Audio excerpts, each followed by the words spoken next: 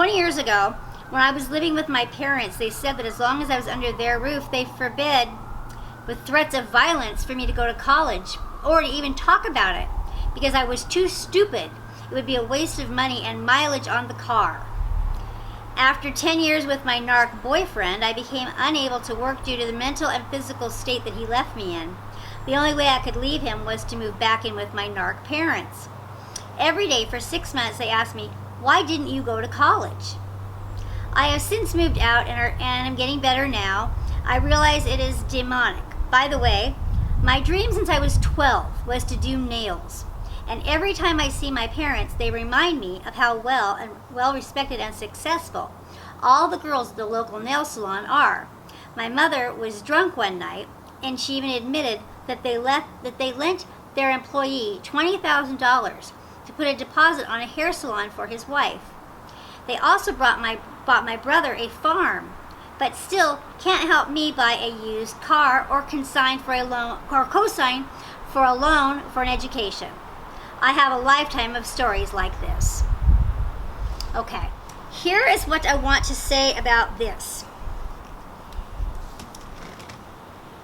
Forget your parents. Forget all about your parents. I don't know why they're doing this. I don't know why. But they're doing it. And if you have a lifetime of stories like that, you know they're doing it. Don't keep going back to an empty well. Don't keep giving them narcissistic supply by asking them for things just to end up hurting your feelings. Don't do it. You don't need them. Like, okay, that's wisdom there. They've told you who they are. When people tell you who they are, believe them. Okay? Your parents are telling you, we're not going to give you money. We're going to give you grief.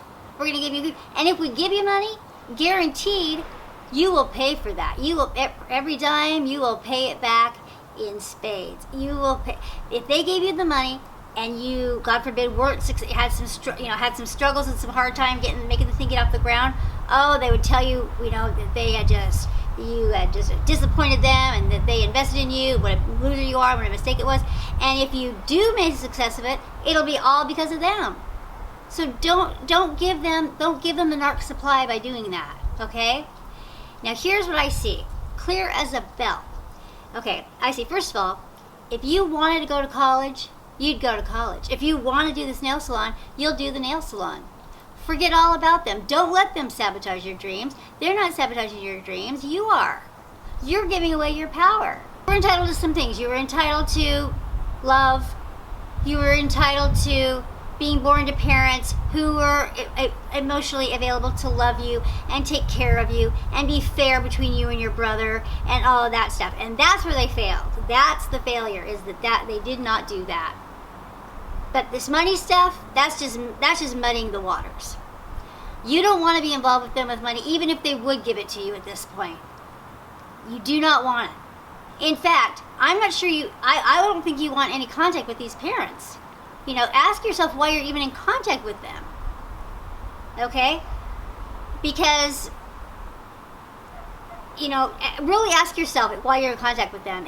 And more what I believe is that there is no reason to be in relationships with anybody that is not an asset to your life. It is not making your life better.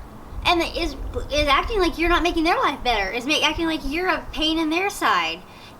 So, give them a chance to miss you. Maybe, I would start getting some really firm boundaries with these parents. I would start not telling them really anything about your personal plans. Don't tell them anything about your dreams. The minute people start cutting down your dreams and being dream killers, they've lost all privilege to your dreams. You share your dreams with people who support you and encourage you and tell you, go for it, and help you realize your dreams, even if it's just energetically, even if it's just with the encouragement. But people lose the right to get to know about your dreams when they start undermining them and sabotaging them in just their words alone and telling that you're too stupid. Who says that to their daughter? Who says that to anybody? You don't need to run people that would say that to you. I am a really strong family person. I mean, I really I put up with so much junk for so long because I believed in family and all this stuff. But the truth is that they're not showing you that they value it, and so you're setting yourself up to be abused. So just stop doing that. First of all, you can stop this abuse now. You don't have to have a single other story like that. These stories like that, you could have already, that you could have your last one. Never have another one to tell. That's up to you. That is totally up to you. Okay? So that's A. B. This is happening exactly the way it's supposed to. I see that so clearly. The universe does not happen to you. It happens for you. And the reason this is happening is because you don't believe you can do these things. I'm telling you, you could go to college, you could start the nail salon, but you don't believe it. You don't need them for anything. There are plenty of people who don't have parents. There's plenty of people whose parents don't have $20,000 to lend them. Okay? So you're not alone in that. You're not alone in that. You're just kind of bent out of shape because you did something for your brother and you think that they should, and you kind of feel a little like, entitled, and and I get it. I get that it's unfair. I get all that, but they didn't owe it to your brother either.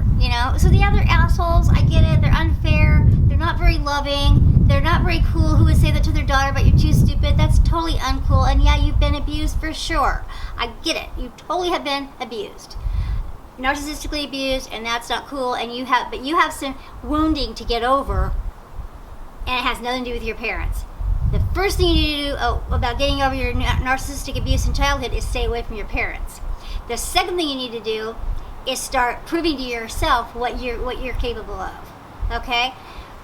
And you're just going to start put out of your mind that they're anything. That they're, act like an orphan. Pretend you're an orphan, because you pretty much are. Because this is the thing. Anyone who has narcissistic parents really doesn't have parents. Definition of narcissist and definition of parent are incompatible. It's like love and abuse. Love and abuse can't both happen at the same time. Parenting and being a narcissist can't happen at the same time. It cannot happen.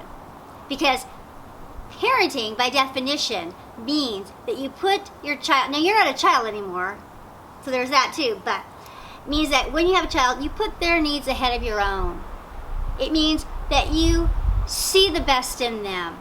You want the best for them. That's a parent. A parent has a child because they just have this burning desire to love and care for a person and bring a person up in the world and help launch a person into the world and give them life and all that. That's what a parent does. Narcissists have children for completely different reasons than that, and not reasons that are true parenting reasons, not reasons that are fair to a child, and that's why it starts off on the wrong foot. Parents unconditionally love their child. Parents have a child who cannot do anything to be unloved. They can't do anything that will make their parents stop loving them. What can end up happening with that kind of being raised by narcissistic parents like that, in particular girls with narcissistic mothers who are this real sort of enmeshed, overbearing type of narcissistic mother, is that they can end up with a sense of entitlement, and sort of what it is a learned helplessness. You just can't fathom that you would be able to do any of this stuff for yourself. That your parents owe it to you to do this stuff for you because you can't do it for yourself. I don't know how old you are, but you can't, somehow you can't buy a car, you can't go to college by yourself. And that's just not so. You can do anything you want, and lots of people do. Lots of people do that. No, it's something that you got taught, and so that's not your fault. The fact that you were narcissistically abused and you were taught, you weren't given the skills along the way and taught that you could do things, but now you need to go back and kind of reparent yourself through some of those things. So the stages that you should have gone through, like, starting when you were a kid, was you should start taking on more and more responsibility as you got older, and then as you're able to do things, you're mentally and physically able to do things, you should be doing them. So as you were mentally and physically able to start doing your laundry, as you were mentally and physically able to go get a driver's license and get a job, you should work and get a car and be driving and being independent and taking care of your bills and taking care of your stuff and taking care of your college applications and taking care of your future plans and taking care of,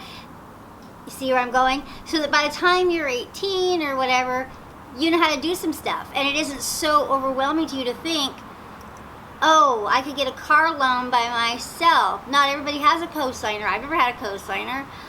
You know, you can, get a car loan by yourself. And definitely, maybe you want a cosigner because you want a car that's more expensive than maybe your income can support. You don't want to do that. You do not want to do that. You do not want to end up in any kind of situation where you're going to have to go back and rely on these parents, these demeaning parents, when you can't pull it off. You need to get a life that you can manage by yourself. And here's the beauty of it. And the reason the universe has set it up this way is because you're going to start proving to yourself what you can do. And it's going to change your life. It will be empowering. And one day, I swear to you this will happen. You are going to be doing something remarkable. You're going to be, I don't know, putting a down payment on a house or something. Buying a new car. And you're going to look around for who you can thank or who you could, give the credit away to. And there's going to be no one there but you. And you're going to be like, I did this. I did this. And I've had that very experience, and it was amazing. It was just amazing. After my husband had taken me down and just wiped me out. Now, I was somebody who had done those. I didn't have that kind of parents like that. I had always had to kind of grow up on my own and do things on my own.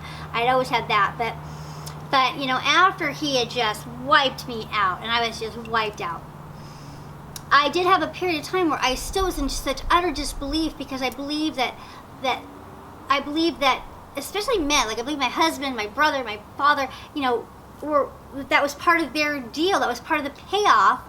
That was part of the yin yang. That was part of the thing. Was that part of my trade? Part of what I got in the trade was that I would have some protection in the world, right?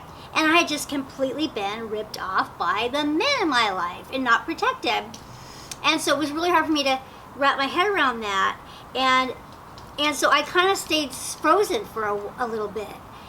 And then one day, I had this epiphany.